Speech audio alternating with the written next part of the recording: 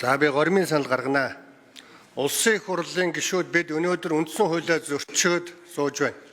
Төсвийг буцаах горимын саналтай байна. Үндсэн хуулийн 25 дээр улсын 25-ын 7 дээр улсын төсөв засаг нийгмийн хөгжлийн бодлого үндсэн чиглэлийг тодорхойлж хөгжлийн болон үндэсний аюулгүй байдлын бодлогод нийцүүлэн боловсруулсан засгийн газрын улсын төсвийг батална гэж байгаа. Өнөөдөр аудитын дүгнэлтэн дээр ч байгаа.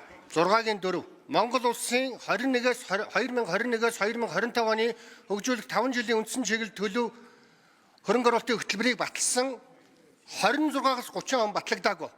Одоо бид ямар ч төлөвлөгөө хөтөлбөргүйгээр өнөөдөр төсөв батлах гэж байгаа. Энэ бол үндсэн хууль зөрчиж байгаа явдал.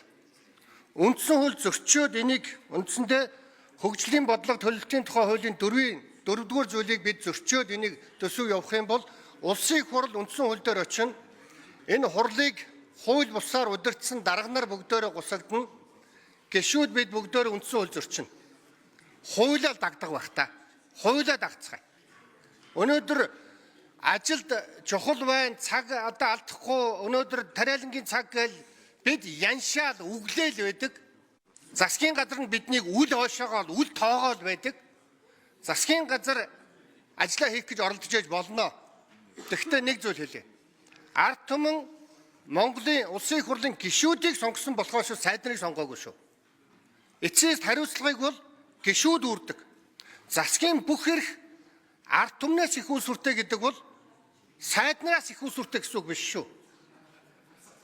Төрийн дээд эрх мэдлийг улсын их хурлын гишүүд авсан юм бол авсан шиг байх хэрэгтэй. Хуулиа дээдлээ. Хурлын дарга, хурл удирдах байгаа дарга. Өнөөдөр улсын их хурлын гишүүд маш их яншиж байгаа.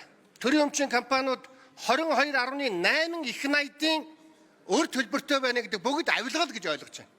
Энэ талаараа ямар ч шийдвэр гаргаагүй байж яншиж байгаа л одоо алга зохих гэж байна.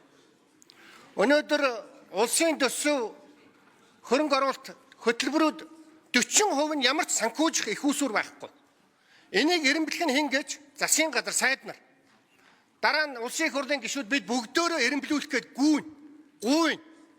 Өнөөдөр та нар ард түмний мандатыг онцгой бүрэн эрхийг төсөв батлах онцгой бүрэн эрхийг бүлэглүүдэд найр тавин өгч байна.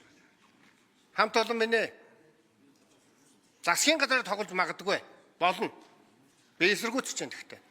Их хурлаар хязгаарч тоглож болохгүй шүү. Энэ бол ард түмний сонгосон сонголт. Ямар ч бид ажиллаа хийх хэрэгтэй. Инхээр олон юм ярихгүйгээр энэ их өртөө төрийн өмчийн компаниудын энэ их олон их найдын найрлсан зүйлүүдийг төсөл хөтөлбөрийн дутуу эренблэх эрхийг засгийн газарт найр тавьж өгч болохгүй.